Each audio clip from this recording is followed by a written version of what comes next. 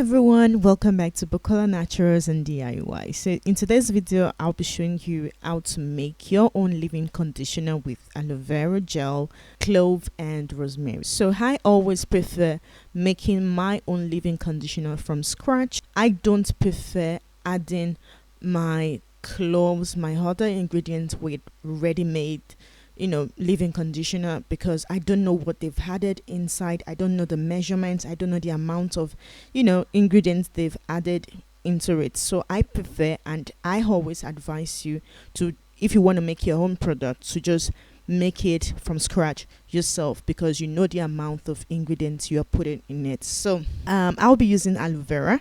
Aloe vera is a plant that contains antimicrobial and anti-inflammatory properties. It contains healing properties. Aloe vera helps soothe and heal the scalp and moisturize it, making it less prone to breakage. So it strengthens the hair. It's very good to help improve the health of your scalp and hair. And cloves, you've been hearing about cloves. I've shared some videos on how to make clove water rinse. I've shared how to make clove oil. So cloves are packed with nutrients that are so beneficial to the scalp and hair. It helps heal the scalp.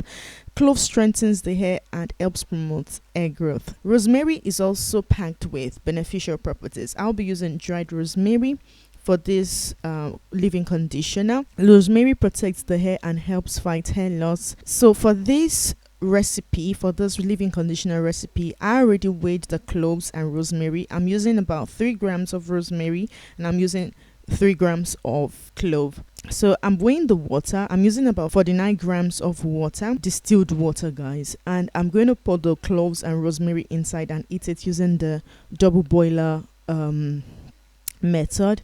I prefer this method, guys. Okay, so just do it like this.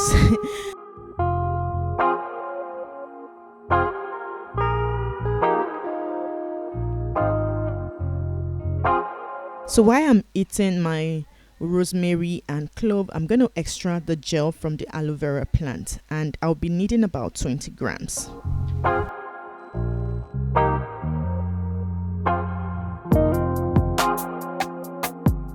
So now that my aloe vera gel is ready, I'm going to sift the water, that's the clove and rosemary water. And what I'm going to do after sifting it is, because of evaporation, I've lost some water, and I'm going to add more distilled water. So make sure you weigh your water before eating it, because of evaporation. And after eating it, you're going to weigh it again to know the amount of water you've lost. So I'm going to add more distilled water, and after that I'm going to pour in my aloe vera gel and set it aside. So right now I'm going to weigh my second phase, which is the oil phase. This is where I'll be adding my emulsifying wax. I'll be adding my oils. Okay, so I'm using about 8 grams of stearamidopropyl dimethylamine. I don't know if it's pronounced like this, but I'm going to write it on the screen. So you can also use any other emulsifying wax like BTMS, like barium triammonium chloride. Okay, so feel free to use any one of your choice. So this is what joins water and oil together, and it also makes the hair very soft. I'm adding cetyl alcohol, which is a thickener, and it also helps stabilize an emulsion, to stabilize the cream. I'm also using grapeseed oil. I'm using 10 grams. I'm using avocado oil. I'm using 5 grams of avocado oil. After doing that, I'm going to cover it with a cling film, and I'm going to also cover my water phase, that's the aloe vera gel, the clove, rosemary water. I'm going to cover it with a cling film just to avoid evaporation, and I'm going to eat it in a double with a double boiler method. I'm going to eat it and for 70 degrees centigrade, and the oil phase for 75 degrees centigrade. Now that they are ready, I'm going to pour the oil phase into the water phase. Remember, oil into water, not water into oil, because of the emulsifying wax we are using. and I'm gonna homogenize with a whisk. You can also use a stick blender, and as you can see, the consistency, the viscosity is still thin.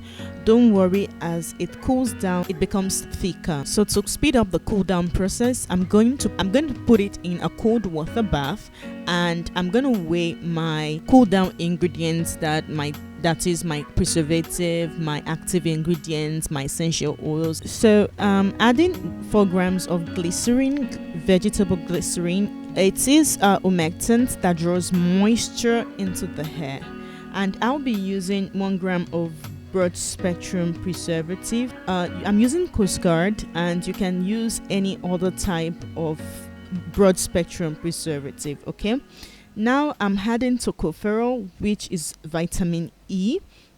This is going to prevent my oils from going rancid. Okay, it acts as an antioxidant. And I'll also be adding peppermint essential oil, clove essential oil, ylang essential oil, and tea tree essential oil. These oils are so wonderful for the hair. They contain beneficial properties for the hair. Okay, they promote hair growth. So now it's time to add my cool down ingredients. As you can see, the emulsion has thickened up. The cream is thicker, even though the essential oils are still going to make it they're going to make it less thicker than this. So I'm just going to add my cool down ingredients and stir everything together and check the pH. The pH should be between 5.5 to 6.5 because we are using, raw ingredients, and it's going to affect if the pH is too low. So that's it, guys, for this video. This is how to make the aloe vera, clove, rosemary leave-in conditioner. The color is like this because of the raw ingredients, the clove, rosemary. And if you don't want this color, if you want it to be white, kind of off-white, you can use clove water or rosemary hydrosol, instead of using the raw ingredients.